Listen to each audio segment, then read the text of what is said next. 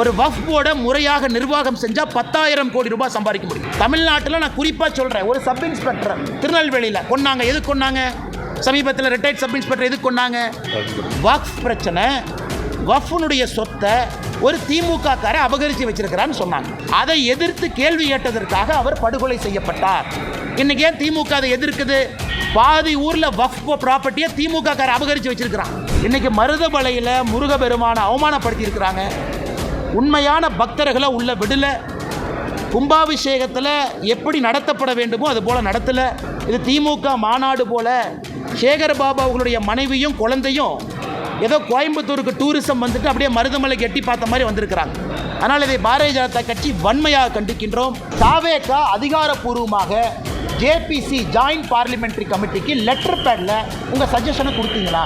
இன்றைக்கி நான் வந்து போராட்டம் பண்ணுறேன், எங்கள் தலைவர் சொல்லியிருக்காருன்னு கீழே சுற்றிட்டு இருக்கிறீங்க. பாராளுமன்றத்தில் ஒரு சரித்திரம் நடந்திருக்கிறது. வக்ஃப் ஆக்ட் அமெண்ட்மெண்ட் 2025 வெற்றிகரமாக இன்று அதிகாலை நேற்று நள்ளிரவில் ஆரம்பித்து ராஜ்யசபாவில், ஒரு நாள் முன்பு லோக்சபாவில் 2 இடத்திலும் கூட நல்ல மெஜாரிட்டியோடு நிறைய கட்சிகளுடைய ஆதரவோடு ஒரு ஜனநாயக முறையில் எல்லாருடைய ஒப்பீனியனை கேட்டு கிட்டத்தட்ட 1 கோடி பேர் 1 கோடி ஒப்பீனியன் இந்த வக்ஃப் ஜேபிசிக்கு மட்டுமே, ஜாயிண்ட் பார்லிமெண்ட்ரி கமிட்டிக்கு இந்த வக்ஃப் சட்டம் 2025 அமெண்ட்மெண்ட் சட்டத்திற்கு 1 கோடி ஒப்பீனியன் கொடுத்துருக்காங்க. அதையெல்லாம் கருத்தில் ஏற்றுக்கிட்டு ஜேபிசி 13 அமெண்ட்மெண்ட் ஒரிஜினலாக நம்முடைய மத்திய அரசு என்ன ப்ரப்போஸ் பண்ணியிருந்தாங்க அதில் 13 மாற்றங்களை கொண்டு வந்து லோக்சபா ராஜ்யசபா 2லும் கூட அது வெற்றிகரமாக நிறைவேறியிருக்கிறது. இதை பாரதிய ஜனதா கட்சி தமிழ்நாடு நாங்கள் இதை வரவேற்கின்றோம். குறிப்பாக நம்முடைய இஸ்லாமிய சொந்தங்களுக்கு, அதிலும் இஸ்லாமிய மதத்தில் இருக்கக்கூடிய ஏழை இஸ்லாமிய சொந்தங்களுக்கு இது ஒரு பெரிய வரப்பிரசாதமாக நாங்கள் பார்க்கின்றோம். ஏன்னா நிறைய தமிழகத்தில் அரசியல் கட்சிகள் குழப்பத்தை ஏற்படுத்துகிறாங்க. வழக்கம் போல் சில அரசியல் கட்சிகள் போராட்டமெல்லாம் பண்ணுறாங்க. அதனால் இந்த சட்டத்தை பற்றி கொஞ்சம் தெளிவாக எடுத்துரைக்க வேண்டியது எங்களுடைய கடமையாக இந்த நேரத்தில் நாங்கள் கருதுகின்றோம். அன்பு சொந்தங்களே, நம்முடைய சுதந்திரத்திற்கு முன்பு 1947க்கு முன்பு இந்த வக்ஃப் அப்படிங்கிறது என்னன்னாங்க, ஒரு இஸ்லாமியர் மதத்தின் மீது நம்பிக்கை இருக்கிறவர் ஒரு சொத்தை அவர் அதை சேரிட்டிக்காக, அந்த சொத்தின் மூலம் வரக்கூடிய வருமானம் நல்ல ஒரு காரியங்களுக்காக பயன்படுத்தப்பட வேண்டும் என்று அளிக்கக்கூடிய ஒரு சொத்தினுடைய பேர் தான் வக்ஃப். அதை பராமரிக்கக்கூடியதுக்கு தான் மத்திய அரசு மாநில அரசு இன்வால்வ் ஆகிறாங்க. சுதந்திரத்திற்கு முன்பு 1947க்கு முன்பு 1913 பிரிட்டிஷ் அரசு முதலாக இதை பராமரிப்பதற்காக ஒரு சட்டத்தை கொண்டு வர்றாங்க. முசல்மான் வக்ஃப் வேலிடேட்டிங் ஆக்ட் 1913. 23 ஒரு மாற்றம் கொண்டு வர்றாங்க. 1923 1930 ஒரு மாற்றம் கொண்டு வர்றாங்க. ஆனால் சுதந்திரத்திற்கு பிறகுதான் முறையான ஒரு சட்டம் வக்ஃப் ஆக்ட் 1954 1954 முறையான ஒரு சட்டம். ஒரு மாநிலத்தில் வக்ஃப் போர்டு, ஒரு மாநிலத்தில் இந்த சொத்தை பராமரிப்பதற்காக ஒரு போர்டு வேண்டும். மத்திய அரசு சென்ட்ரல் வக்ஃப் கவுன்சில், அதாவது மாநிலத்தில் இருக்கக்கூடிய வக்ஃப் போர்டு எல்லாம் பராமரிப்பதற்கு ஒரு கவுன்சில் வேணும், சென்ட்ரல் கவுன்சில். இதெல்லாம் 1954 வருது. சின்ன சின்ன மாற்றங்கள் தொடர்ச்சியாக நடக்குது. பெரிய மாற்றம் 1995 வக்ஃப் ஆக்ட் 1995 95 ஒரு பெரிய மாற்றத்தை கொண்டு வர்றாங்க. என்ன மாற்றம்னா ட்ரிபியூனல்ஸ் கொண்டு வர்றாங்க. ஒரு பிரச்சனை இருந்தால் யார் சால்வ் பண்ணுவா, ட்ரிபியூனல் எப்படி இருக்கணும், ஒரு சொத்து வக்ஃப் சொத்தா இல்லையான்னு எப்படி முடிவு பண்ணுறது, இதெல்லாம் 95. காங்கிரஸ் ஆட்சி முடியும் தருவாயில் 2013 ஒரு பெரிய மாற்றத்தை கொண்டு வர்றாங்க. அதாவது 95 சட்டத்துக்கு 2013 கொஞ்சம் அமெண்ட்மெண்ட்ஸ் கொண்டு வர்றாங்க. இன்றைக்கி 12 ஆண்டுகள் கழித்து மறுபடியும் அந்த 95 சட்டத்தில் 2013 கொண்டு வந்த மாற்றங்கள் அதனுடைய சார்ந்து இன்றைக்கி 2025 மாற்றங்களோடு வக்ஃப் ஆக்ட் 2025 நிறைவேற்றியிருக்கிறோம். இதில் என்ன புதுசு? எதற்காக எதிர்க்கட்சி நண்பர்கள் சில பேர் தமிழகத்தில் குற்றம் சுமத்துகிறாங்க. 1913 2013 வரை மொத்தமாக இந்தியாவில் வக்ஃப் போர்டு அவங்களுக்கு கீழே இருந்த சொத்து 18 லட்சம் ஏக்கர். 1913 2013 வரை 18 லட்சம் ஏக்கர். 2013 2025 வரைக்கும் புதிதாக 21 லட்சம் ஏக்கர் ஆட் ஆயிருக்கு. அப்போ கணக்கு போட்டு பாருங்கள். அப்போ மொத்தமாக இன்றைக்கி இந்தியாவில் வக்ஃப் போர்டு கீழே இருக்கக்கூடிய சொத்துக்கள் 39 லட்சம் ஏக்கர். இந்தியாவில் அதிகப்படியாக அவங்க கையில் தான் இருக்குது. ரயில்வேஸ், மத்திய அரசு கீழே இருக்கக்கூடிய ரயில்வே, வக்ஃப் போர்டு இவங்ககிட்ட தான் ஒரு தனி நபர் அப்படிங்கிற அமைப்பாக நீங்கள் பார்த்தீங்கன்னா அதிகமான சொத்துக்கள் 39 லட்சம் ஏக்கர். இதில் ஆச்சரியம் என்னென்னா கடந்த 12 ஆண்டுகளில் மட்டுமே 21 லட்சம் ஏக்கர் ஆட் ஆகிருக்கு. நிறைய குழப்பங்கள். உதாரணத்துக்கு தமிழகத்தில் திருச்செந்துறை ஒரு ஊரே வஃப்பில் சேர்ந்துருச்சு, கோவில் நலங்கள் சேர்ந்துருச்சு. மக்களுக்கு ஒரே குழப்பம்னே என் தனிப்பட்ட சொத்தை கூட வஃப்னு எடுத்துக்கிறாங்க. இந்த குழப்பத்திற்கு ஒரு தீர்வு கொடுக்க வேண்டிய கடமை மத்திய அரசுக்கு இருக்குது. அதனால் இந்த சட்டத்தில் ஒரு தீர்வு நம்ம கொடுத்துருக்கோம். யார் ஒரு சொத்தை வக்ஃப் போர்டு சொத்துன்னு சொல்ல முடியும்? ஒரு அரசாங்க சொத்தை வக்ஃப் போர்டு இத்தனால எடுத்துக்க முடியும். இந்த அமெண்ட்மெண்ட் கொண்டு வர வரைக்கும் அரசாங்கத்தினுடைய சொத்தை செக்ஷன் 40 படி வக்ஃப் போர்டு அவங்க ப்ராப்பர்ட்டியாக டிக்ளேர் பண்ணாங்கன்னா வேறக்கு தீர்வே இல்லை. இன்றைக்கி அதை மாற்றிருக்கும். ஒரு அரசாங்கத்தினுடைய சொத்தை வக்ஃப் போர்டுன்னு சொல்கிறாங்கன்னா மாவட்ட ஆட்சியருக்கு மேலே ஒரு அதிகாரியை மாநில அரசு நியமிக்கணும். அந்த அதிகாரி எல்லாம் பரிந்துரைச்சு பார்த்துட்டு மாவட்ட ஆட்சியருக்கு சொல்லுவார் இது அரசாங்க சொத்தா வக்ஃப் சொத்தா. முதலாக அரசாங்க சொத்து ஒரு நேர்மையான முறையில் காப்பாற்றப்பட்டிருக்கிறது. ரெண்டாவது, வக்ஃப் போர்டை பொறுத்த வரைக்கும் ஒரு சொத்தை கொடுக்குறீங்கன்னா அது யார் கொடுக்கலான்னு இன்றைக்கி வரைமுறை கொண்டு வந்திருக்கும். இந்த சட்டத்தின் மூலமாக சொத்தினுடைய ஓனர் தான் சொல்ல முடியும், ஏன் சொத்தை நான் வக்ஃபாக டிக்ளேர் பண்ணி நான் கொடுக்குறேன், நீங்கள் பார்த்துக்கங்க. அதாவது யாரையோ சொத்தையெல்லாம் அவங்க எடுக்க முடியாது. செக்ஷன் 108 முதல்ல. செக்ஷன் 108 எப்படி இருந்துச்சுன்னா அந்த ட்ரிபியூனலுக்கு உச்சகட்சமான அதிகாரம். அந்த ட்ரிபியூனல் முடிவு பண்ணிடுச்சுன்னா நீங்களும் நானும் அவங்க ரெஜிஸ்டர் ஆஃபீஸ்க்கு அனுப்பிடுவாங்க, இந்த சொத்து வக்ஃப் போர்டு சொத்துன்னு. நீங்கள் நானும் தலைகீழாக நின்று தண்ணி குடித்தா கூட அந்த சொத்தை மாற்ற முடியாது. இன்றைக்கி அதுக்கு ஒரு தீர்வு. இஸ்லாம் மதத்தை பொறுத்தவரை ஷியா சுன்னி அப்படின்னு மட்டும் இருந்துச்சு. அந்த இஸ்லாம் மதத்துக்குள்ள இருக்கக்கூடிய உட்பிரிவு ஷியா சுன்னி மட்டும் இன்றைக்கி வக்ஃப் போர்டில் இருந்தாங்க. நாம் இன்றைக்கி அதை எக்ஸ்பேண்ட் பண்ணி அகா கான் அப்படின்னு ஒரு சமுதாயத்தை கொண்டு வந்திருக்கோம், போரா சமுதாயத்தை கொண்டு வந்திருக்கோம். இஸ்லாம் சமுதாயத்தில் பின்தங்கி இருக்கக்கூடிய சமுதாயம் அகா கான் சமுதாயமாக இருக்கட்டும், போரா முஸ்லீமாக இருக்கட்டும், அவர்களுடைய பெயரை முதலாக சட்டத்தில் பயன்படுத்தி அவர்களும் இதில் நிர்வகிக்கக்கூடிய தன்மை இருக்குது. தமிழ்நாடு முதலமைச்சர் உட்பட நிறைய பொய் சொல்கிறாங்க. ஐயோ, அதாவது ஒரு வக்ஃப் போர்டுக்குள்ளே எப்படி இஸ்லாமியர் இல்லாதவங்களை கொண்டு வரலாம்? இந்தியாவை பொறுத்தவரை நாம் தெளிவாக இருக்கின்றோம். வக்ஃப் போர்டு என்பது இஸ்லாம் மதம் மட்டும் இருக்கக்கூடியவர்கள் வக்ஃப் போர்டு அல்ல. முட்டாவாளின்னு சொல்கிறோம். அதாவது அந்த வக்ஃபினுடைய சொத்தை நிர்வகிக்கக்கூடியவர் இஸ்லாமியராக இருக்கணும், அதில் எந்த மாற்று கருத்து இல்லை. ஆனால் அதை கண்காணிக்கக்கூடிய போர்டு ஸ்டேட் வக்ஃப் போர்டு, அதில் எல்லாம் இஸ்லாமியராக இருக்க வேண்டிய அவசியம் இல்லை. காரணம், அது சேரிட்டிஸ் ஆக்ட் கீழே வருது.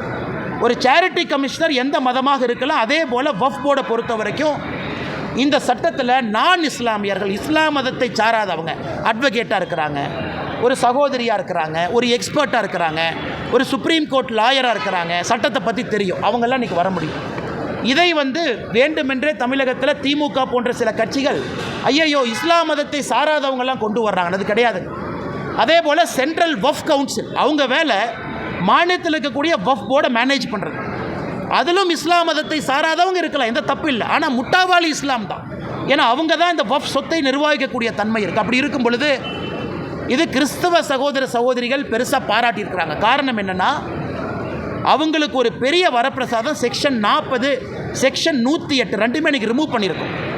ஒரு கிறிஸ்தவ சர்ச்சினுடைய சொத்துக்களை இன்றைக்கி வக்ஃப் போர்டு அவங்களுடைய சொத்துன்னு பல இடத்துல எடுத்திருக்காங்க. அப்போ அந்த கிறிஸ்தவ மதத்தை சார்ந்தவங்க எங்கேயுமே போய் திரும்ப வாங்க முடியாது. காரணம் ட்ரிபியூனல் அப்பீல் போக முடியாது. இன்றைக்கி அந்த செக்ஷன் 40, செக்ஷன் 108 தூக்கியிருக்கோம். அதனால் எல்லா விதமான சகோதரர்கள், குறிப்பாக இஸ்லாமில் இருக்கக்கூடிய பெண்களுக்கு இன்றைக்கி நம்ம முதலாக சொல்லியிருக்கோம். பெண்களை சார்ந்த என்ஜிஓ அவங்களுக்கு நிதி உதவி, மைக்ரோ ஃபினான்ஸ் இதெல்லாம் செய்யணும். இதெல்லாம் இந்த வக்ஃப் சட்டத்தில் வந்திருக்கக்கூடிய திருத்தம். அதே போல் பேக்வேர்டு கிளாஸ் முஸ்லீம் அவங்களுக்கு மரியாதை, ஷியா சுன்னி சகோதர சகோதரிகளை தாண்டி புதுசாக அகா கான், போரா முஸ்லீம் சொல்ல கொண்டு வந்திருக்கோம். அப்படி இருக்கும் பொழுது ரொம்ப ஏற்புடையதாக எல்லா மக்களும் ஏற்றுக்கொண்ட, யாருக்கும் எதிராக இல்லாத ஒரு சட்ட திருத்தத்தை லோக்சபாவில் ராஜ்யசபாவில் கொண்டு வந்து இந்திய மக்களுக்கு நாங்கள் சமர்ப்பித்திருக்கின்றோம். இதில் பத்திரிகை நண்பர்கள் கவனிக்க வேண்டியது நம்முடைய என்டிஏ கூட்டணியில் இல்லாத கட்சிகள் ஓட்டு போட்டிருக்காங்க. நல்லா கவனிக்கணும். குறிப்பாக நவீன் பட்நாயக் அவருடைய கட்சி விப்பு கொடுக்கல. மனசாட்சிப்படி ஓட்டு போடுங்க. ஜெகன்மோகன் ரெட்டி அவங்களுடைய ஒய்எஸ்ஆர் கட்சி விப்பு கொடுக்கல, மனசாட்சிப்படி ஓட்டு போடுங்க.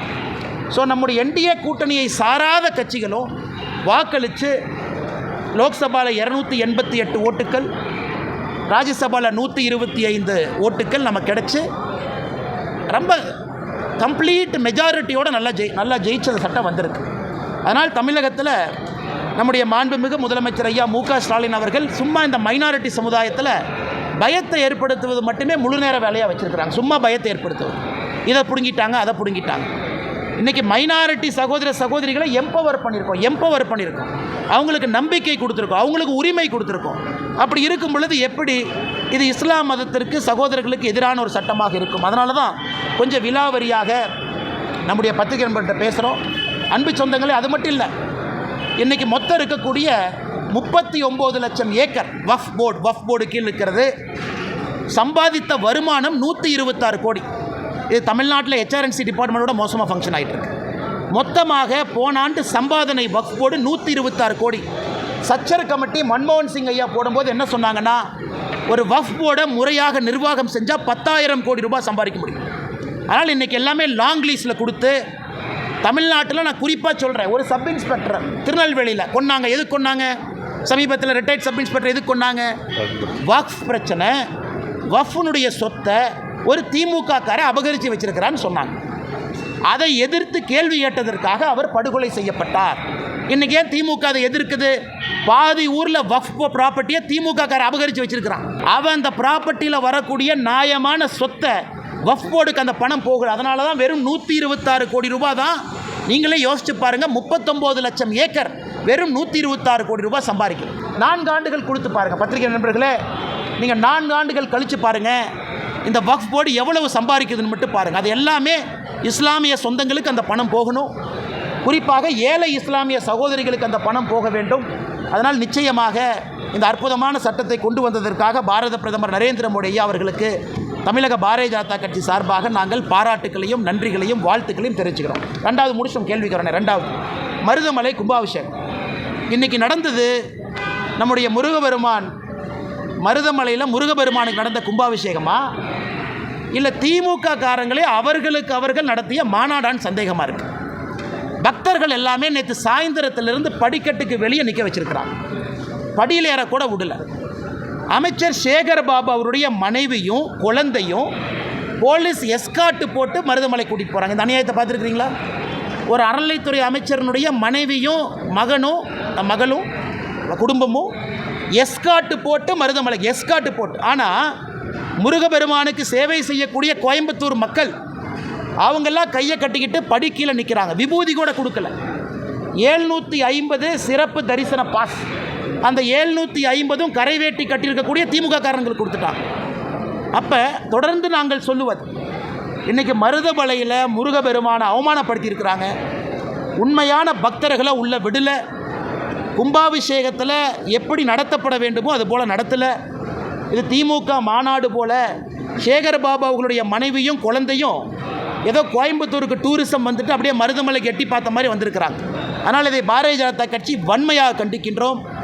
தமிழகத்தில் இதனால் தான் அறநிலைத்துறை இருக்கக்கூடாது என்று தொடர்ந்து சொல்லுகின்றோம். இதுவும் ஒரு பாயிண்ட் நோட் பண்ணிக்கங்கண்ணே. அதனால் முருகபெருமான் பனிஷ்மெண்ட் கொடுக்கட்டும். எந்த ஒரு அமைச்சர்களுமே கலந்துக்கல. ஏன் அந்த மரியாதை கூட முருகபெருமானுக்கு கொடுக்க மாட்டிங்களா?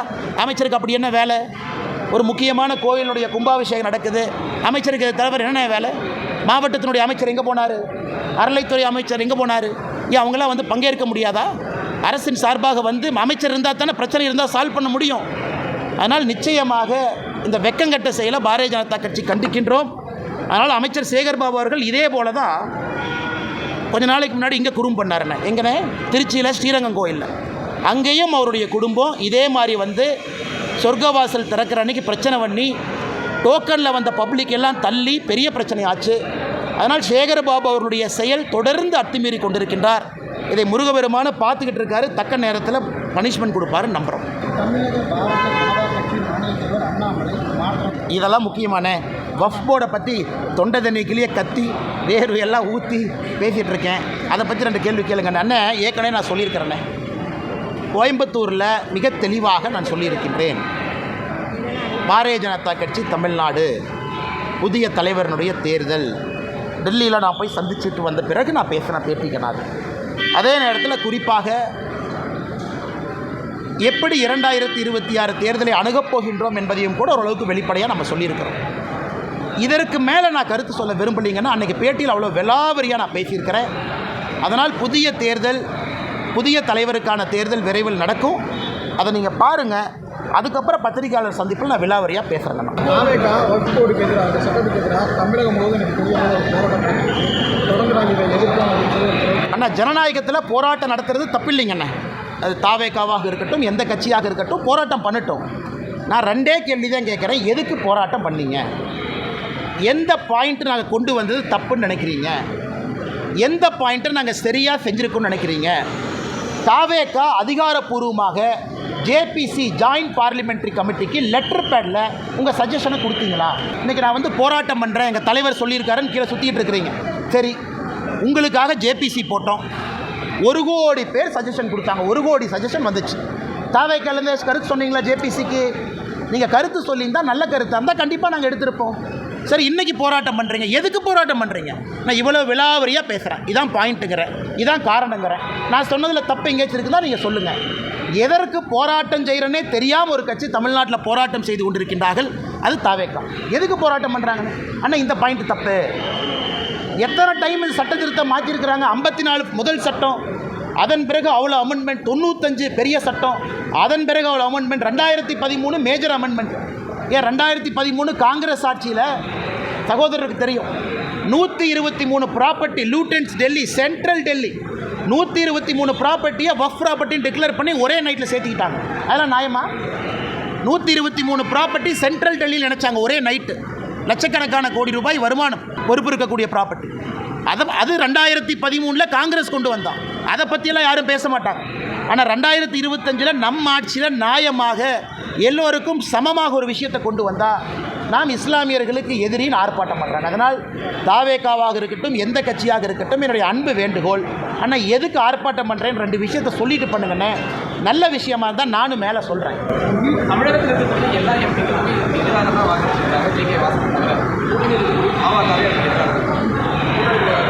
அண்ணே, நம்ம 2 விஷயம் புரிஞ்சுக்கிறோங்கண்ணே. ஒரு அரசியல் கட்சிகளுக்கு அவர்கள் நிலைப்பாடு இருக்கட்டும், நாங்கள் அதை மதிக்கிறோம். அதில் எது தவறு இருப்பதாக நான் பார்க்கல. ஒரு அரசியல் கட்சியினுடைய நிலைப்பாடு. நாங்கள் சட்டத்தை கொண்டு வந்திருக்கோம். சட்டத்தில் இருக்கக்கூடிய சிறப்பு அம்சங்களை சொல்ல வேண்டியது எங்களுடைய கடமை. பத்திரிகை நண்பர்கள் மூலமாக உங்கள் கேள்விக்கு பதில் சொல்ல வேண்டியது எங்கள் கடமை. அதே நேரத்தில் தப்பு பண்ணுறோம்னா திருத்திக்கிறதுக்கு ஜேபிசி ஒரு வாய்ப்பு. 13 அமெண்ட்மெண்ட் சொன்னாங்க, 13 செஞ்சிட்டோம், 13 ஏற்றுக்கிட்டாச்சு. அதில் எல்லா கட்சியும் சொன்னாங்க. மேஜர் அமெண்ட்மெண்ட் அரசு கொண்டு வந்ததிலிருந்து 13 திருத்தங்களை ஒத்துக்கிட்டோம். அதனால் ஒரு கட்சிக்கு ஒரு நிலைப்பாடு, அதை நாங்கள் பெரிதாக எடுத்துக்கொள்ளவில்லை. ஏன்னா ராஜ்யசபாவில் கம்ஃபர்டபுளாக நம்ம ஜெயிச்சிருக்கோம், லோக்சபா கம்ஃபர்டபுளாக ஜெயிச்சிருக்கோம். அதனால் ஓட்டு போட்டவர்களுக்கு நாங்கள் தலை வணங்குகின்றோம். ஓட்டு நேற்று போடாதவர்கள் கூட வருகின்ற காலத்தில் தங்களுடைய மனதை மாற்றிக்கொள்வார்கள் என்று நம்புகின்றோம். புதிய மாநில தலைவருக்கான போட்டியில் நான் இல்லை. சரியானே? அடுத்தது அது ஏன் இன்றைக்கி நாளைக்கு நீங்கள் அப்படியே ஒரு நியூஸை போட்டு அண்ணாமலை டெல்லி போகிறாரு, அண்ணாமலை இவரை கை காட்டினார், அண்ணாமலை இவரை கை காட்டல, இந்த எந்த வம்பு சண்டைக்கு நான் வரலைங்கன்னா நான் போட்டியில் இல்லை.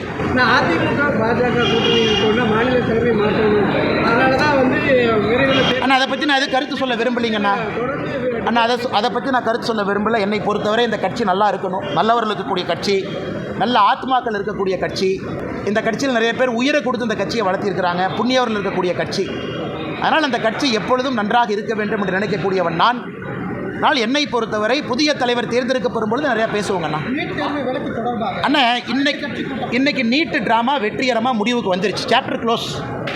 பாகுபலி பார்ட் 1 பார்ட் 2 மாதிரி நீட்டு பார்ட் 1 பார்ட் 2 பார்ட் 5 க்ளோஸ். இனி நீட்டுக்கு சாப்டரே இல்லை. ஏன்னா அது பிரசிடென்ட் ஆஃப் இந்தியா கையில் இருக்கிற வரைக்கும் தான் அவங்க ஆட்டம். கவர்னருக்கு அனுப்பிச்சேன், கவர்னர் அனுப்பலை. பிரசிடென்ட் ஆஃப் இந்தியாவுக்கு அனுப்பிச்சேன், ஜனாதிபதி சும்மாவே வச்சுருக்கிறாங்க. இன்றைக்கி ஜனாதிபதி அவர்கள் நிராகரித்து திருப்பி அனுப்பிட்டாங்க. அதாவது நீங்கள் சொல்லியிருக்கக்கூடிய விஷயத்தை நாங்கள் ஏற்றுக்க மாட்டோம், நீங்கள் சொல்லியிருக்கக்கூடிய காரணங்களையும் ஏற்றுக்க மாட்டோம். நீட் இந்திய மக்களுக்கு, தமிழக குழந்தைகளுக்கு நல்லதுன்னு பிரசிடெண்ட் அவங்க திமுக அசம்பிளியில் போட்ட ரெசல்யூஷனை நிராகரித்து திரும்ப பதில் கடிதம் அதிகாரப்பூர்வமாக முதலமைச்சருக்கு போட்டாங்க. முதலமைச்சரனுடைய நீட் நாடகம் அதிகாரப்பூர்வமாக முடிவுக்கு வந்துருச்சு. அவர் புதிய நாடகத்தை தொடங்க வேண்டும் என்று அன்போடு கேட்டுக்கிறேன். அந்த புதிய நாடகத்திற்கு அனைத்து கட்சி கூட்டம்னு ட்ராமா பண்ணுவார், அதுக்கு எல்லாத்தையும் கூப்பிடுவார் வழக்கமாக. அடுத்து நான் முதலமைச்சரை சேலஞ்ச் பண்ணுறேன், சுப்ரீம் கோர்ட்டுக்கு போங்க. இதுக்கு தான் நான் காத்துக்கிட்டு இருந்தேன். ஜனாதிபதி அவங்க ரிஜெக்ட் பண்ணணும், வேறு எந்த வாய்ப்பும் இருக்கக்கூடாது. உங்களுக்கு இருக்கக்கூடிய ஒரே ஒரு வாய்ப்பு சுப்ரீம் கோர்ட். ஆனால் சுப்ரீம் கோர்ட்டுக்கு மட்டும் போக மாட்டாங்க. ஏன்னா நீட்டு வந்ததே சுப்ரீம் கோர்ட் மூலமாகத்தான். இன்றைக்கி இந்த பார்ட்டிகள்லாம் 9ஆம் தேதி 8ஆம் தேதி எப்போ மீட்டிங் கூப்பிட்றாங்களோ, சுப்ரீம் கோர்ட்டுக்கு போகாமல் சைனாக்கு போகலாமா, ஜப்பானுக்கு போகலாமா, ரஷ்யாவுக்கு போகலாமான்னு அந்த மீட்டிங் நடக்கும். தைரியம் இருந்தால் சுப்ரீம் கோர்ட்டுக்கு போங்க. சுப்ரீம் கோர்ட்லேயும் ரிஜெக்ட் ஆகி வரட்டும். குழந்தைகளுக்கு ஒரே மனநிலையோடு, சமமான மனநிலையோடு படிக்க ஆரம்பிக்கும். நீட்டுக்கு வர்றதுக்கு கொஞ்ச நாளைக்கு முன்னாடி எல்லாம் இதே ட்ராமா. தலைவர் போட்டியில் நீங்கள் இல்லைன்றீங்க, அது என்ன காரணம்? இங்கே தலைவர்கள் யாரும் போட்டி போடுவதில்லைண்ணே. பாரதிய ஜனதா கட்சியில் தலைவர்களுக்கு போட்டி எல்லாம் கிடையாது. எல்லாரும் சேர்ந்து ஒரு தலைவரை தேர்ந்தெடுப்போம், அவ்வளோதான். இதில் போட்டி எங்கே வந்துச்சு? அதனால தான் தலைவர் போட்டியில் நான் இல்லைன்னு சொன்னேன். தலைவருக்கு மற்ற கட்சி மாதிரி 50 பேர் போய் தலைவர் கட்சிக்காக நாமினேஷன் கொடுத்து அது ஓட்டெடுப்பு நடத்தி அப்படிலாம் கிடையாதுங்க. எல்லோரும் சேர்ந்து ஏக மனதோடு ஒரு மனதோடு ஒரு தலைவரை தேர்ந்தெடுப்போம். அப்போ போட்டி எங்கேருந்து வருதுங்கண்ணா? ஆமாம். ஏன் தலைவா என்ன மரியாதை கொடுக்க மாட்டீங்களா நீங்கள்? அதுக்குள்ளே மறந்துடுவீங்களா? ஒரு விவசாயியோடைய பையனாக இருப்பேன், மறந்துடுவீங்களா? என்னுடைய பணி ஒரு தொண்டனாக எப்பொழுதும் தொடருங்கண்ணா. கரப்ஷனுக்கு எதிராக வந்தவன் நான். அதில் சமரசம் கிடையாது. யாராக இருந்தாலும் சமரசம் இல்லை. ஒரு நாள் இல்லைன்னா ஒரு நாள் தமிழ்நாட்டில் நல்ல ஒரு ஆட்சியை கொண்டு வருவதற்கான முயற்சி தொடரும். இந்த நேரத்தில் தேசிய கட்சியாக இருக்கிறோம், பல விஷயத்தை பார்க்கணும். 2026 தேர்தல் தமிழ்நாட்டுக்கு முக்கியம், மக்களுக்கு முக்கியம். மக்கள் திரும்ப 5 வருஷம் இதே திமுக கொடுமையில் மக்கள் மறுபடியும் 5 வருஷம் மாட்டணுமா? அதையெல்லாம் பார்க்க வேண்டிய கட்டாயம் இருக்குது. ஒரு தொண்டனாக கட்சி சொல்கிற பணி என் பாடி செஞ்சுட்டு போகிறாலும் ஒன்றும் பிரச்சனை இல்லைங்க. சரிங்க, எல்லாம் பேசுவோம் தலைவா. அதை ஏற்கனவே சொல்லிட்டேன், எல்லாம் பேசுவோம். தலைவர் தேர்தலுக்கு அப்புறம் பேசுவோம். சொல்லுங்கண்ணே, அந்த கேள்வி கேளுங்கண்ணே, முக்கியமான கேள்வி. தலைவா இந்த மண்ணை விட்டு எங்கேயும் போக மாட்டேன் தலைவா. ஏன் பேக் பண்ணி அனுப்புறதுலேயே இருக்கீங்க?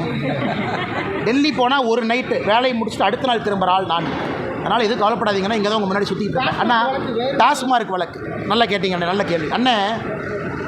அதாவது திமுகவினுடைய அமைச்சரவையில் 13 பேருக்கு மேலே இன்றைக்கி வருமானத்துக்கு அதிகமாக சொத்து சேர்த்த வழக்கு தமிழ்நாடு நீதிமன்றங்கள் நடக்குது. டிஸ்ட்ரிக்ட் கோர்ட்டில், ஹைகோர்ட்டில் நடக்குது.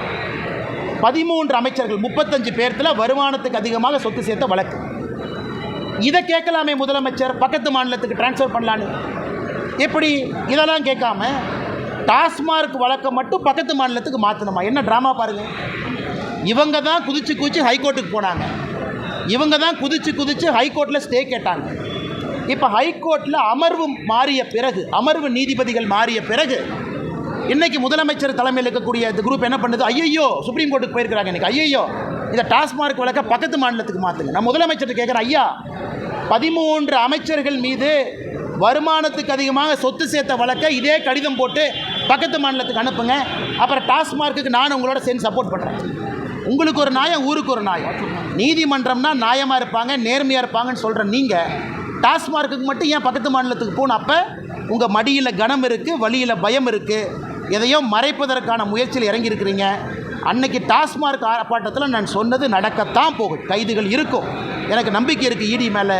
அவங்க நேர்மையான முறையில் விசாரணை பண்ணணும். நேர்மையான முறையில் தப்பு செஞ்சவங்கள கைது பண்ணணும். மக்களுடைய வரிப்பணத்தை திரும்ப நம்மகிட்ட கொண்டு வந்து சேர்க்கணும்.